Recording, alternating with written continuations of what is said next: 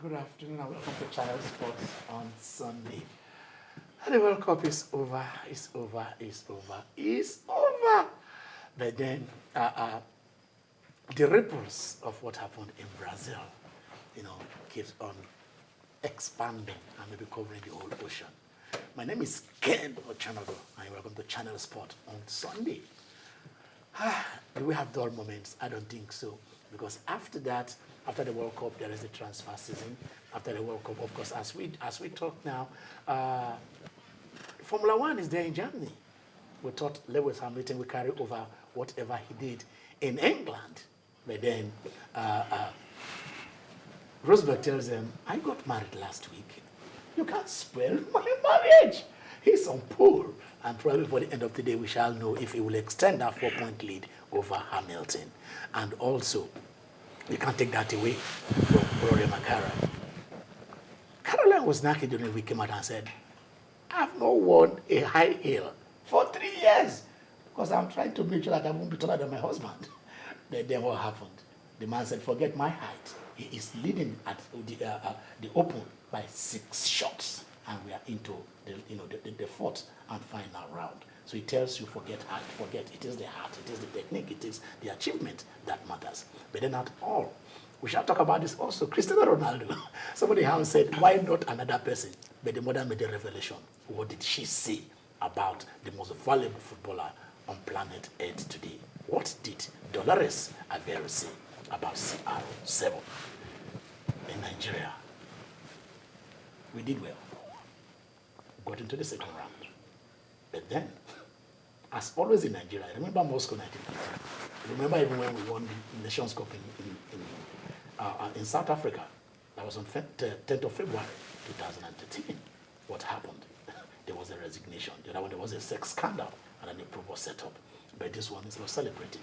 The nation says the FA should go. And then FIFA came in with the abracadabra. We suspend you, we ban you, we'll ban you. We shall look at that. We shall look at the details and look at where interference coming and where commitment, we want to draw the line between commitment and interference. You take my money. Can you account for it? Do I have a right to do so? But there is a statute. Should that statute be respected? He went to a war. He went to leave of absence. But he was also on line of duty because he all watched him while the World Cup was on. But he's back where his natural habitat. Wow, that took a lot out of me. But I'll say thank you, Ken, and thank you to our viewers.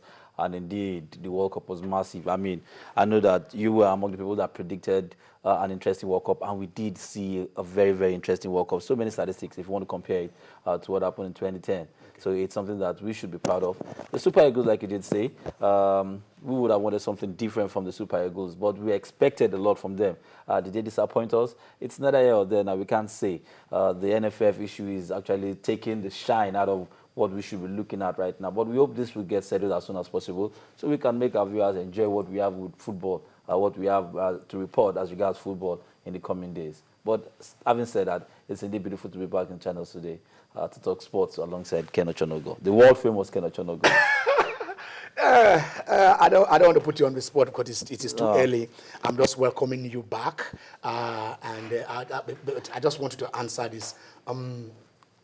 What is it about Luis Suarez? Every time he bites, what happens to his value? Somebody just actually made a joke that maybe his pastor, let's leave it as his pastor, maybe that's what he told him. Remember when he had the bite in Ajax, he moved on to a different club when he had it with Liverpool against Chelsea's Branislav. He got a better contract in the next season. Now he has done it and he has got a better deal with Barcelona. I'm not going to encourage you to start biting, but but the thing is, I mean, it's something we should critically look at. I mean, we should also checkmate this. Doing that is wrong. I mean, it's not something we should encourage.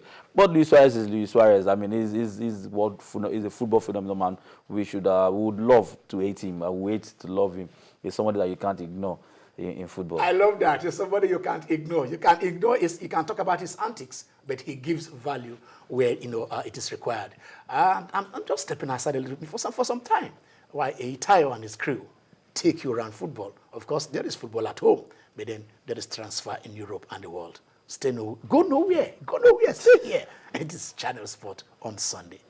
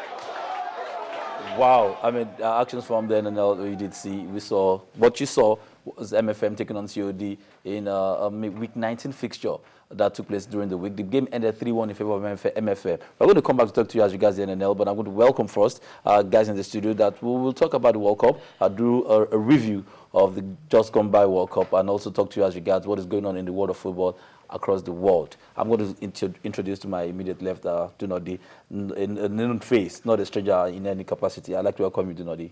Thank you very much. It's my pleasure. And what famous life, you know? I'm going to start calling you doctor. I'm sure you may phone but it's glad to have you in the studio as well. It's a pleasure to be here. I did that, Avi. That was on purpose. All right, having said that, I'd like to quickly talk about the World Cup. I mean, we had a massive World Cup in our hands. I mean, Brazil 2014, we can't go to bed. It's going to go down in history for a lot of reasons. Brazil getting defeated 7-1. Toni Kroos, James Rodriguez coming from nowhere to actually win the Golden Ball. Lionel Messi winning the Golden Goal. Ramirez won the highest goal scorer. Messi winning the Golden Ball. So many antics, so many things. Super Eagles qualifying for the next round. So many things to talk about. I'm going to start with you. I mean, give me a quick overview of what you think, how you saw the World Cup from your point of view. A very brilliant World Cup from the beginning to the end. Remember, the beginning it was a game Brazil versus Croatia, and they won 2-1, although albeit a little bit controversially. And then up until the final when Götze scored in extra time. Fantastic World Cup. It was 171 goals, equaling what was achieved in France 98. You mentioned it, that Brazil actually lost by 7-1. That's a record. And Brazil actually lost 2 consecutive games on home soil. I mean, competitive games. By and large, African teams did a little bit better than they did at the last World Cup. 2 African teams were in the second round, talking about, what's it called now, Algeria and Nigeria. Although Ghana went to the quarterfinal in the last one. But 2 teams represented Africa. Asia didn't particularly do brilliantly well. Australia, Iran, and the likes of them went out of it. The South American teams came to the party. CONMEBOL on CONCACAF, particularly Costa Rica and Costa Rica, Mexico, Colombia, all of those teams did well. Chile as well. USA didn't do badly as well. Yeah. Europe came to the party. Holland and Germany, they produced the champion, and then they produced the third runner, the third place winner. So Europe came to the party, Holland and Germany particularly. And then for South America, it's a disappointment, particularly for Brazil, losing on home soil, worse than what happened at the Maracanã in 1950. And of course, Argentina losing, the South American battle, so to speak, to to Europe. Okay, all right. As it stands right now, just to refresh our listeners, our viewers' memory, Germany won the particular World Cup. They came first. They came first ahead of, they defeated Argentina, let me just put it that way. The game ended 1-0 in favor of Germany. The third place was between Holland and Brazil. The game ended 3-0 in favor of the Dutch national side. Having said that, now I'm going to come to you, the African participation was marred with a lot of stuff. I mean, we had issues of off-the-pitch incidents, match-fixing allegations, no money here, give me money. We say a particular player kissing money only for him to score an own goal. Money was sent to the FA. So many things. And this is associated with African football has been associated with African football for a very long time. We saw it play out again in 2014. Which way forward? I mean, what would you say? Your take? Should we blame these players? Do you think this will change in the coming years? Well, it's a two-way thing. First, you blame the actors, the players, and you blame the administrators. Number one, will it change? It will change. The next World Cup is coming in 4 years' time. How prepared are African teams for the next World Cup? Yeah, between now and the World Cup in 2014, we have games. How prepared are we for the World Cup in 2018? Suddenly, we find out that 2018, we hit us in the face. Like what we did after the World Cup in 2010, now we are in 2014. We are still looking fresh. Of course, we must have grown in age, but you see, I still saw you. So this is how it you come quickly. Come so quickly. But we think it's a long time. It is not. That's just it. So for the administrators, because that's what we call trust deficit between the players and the administration. That's when you have this issue of, hey, let's share the FIFA money, when you know that that money will come 4 months after the World Cup. Yeah, but there's a committee that was actually put in place that came up with a suggestion that each player should sign a contract before going into an tournament. So this issue should not come up. Should not come up. But that's why I say there's what we call trust deficit between the players and the administrators. When you have that kind of issue, it's when you know that when you are expecting certain money from FIFA, and you know money will come in 4 months after the World Cup, and you are saying, I want to have this money now, give me. It's wrong. I think it's I'm wrong. not saying it's wrong. I'm saying that's what we call trust deficit. Because when you look at the ostentatious lifestyle of administrators, football administrators, you begin to wonder, what are these people going to tournament to do? When you see players, we see administrators come with a whole large... You don't know what I said entourage. And what will the players expect? That's what I'm saying. So there's a trust deficit. Until that trust deficit is cleared and settled once and for all, we still have this issue crop up and up over and over again. We still 2020, we had it. 2014, we had it. If we don't stop it now, 2018, we still go back to that same system. Hopefully, our style of football, do you think it changed? I mean, something that we could spend the whole time talking about. I mean, technically, do you think we were sound enough at the World Cup stage? Do you think we've improved as a footballing nation quickly so that we can touch other stuff? On the pitch, I think we improved slightly. Don't forget that, according to FIFA, we've moved 10 places up now, which means we're now number 34 in the world. A lot of players came to the party.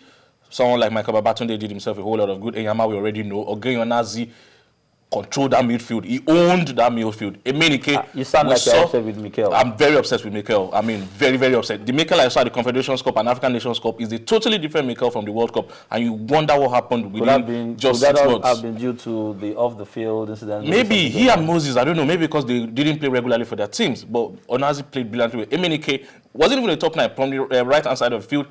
Did very, very well. Enyama, I've mentioned that. Yobo, unbelievably, at that age, played very well with Omeru, who he partnered. So, Oshanwa will give... Despite the fact that he got the own goal. He played brilliantly well up until that point. And then Oshanwa will give Echejile a run for his money. So, those are the positives for me.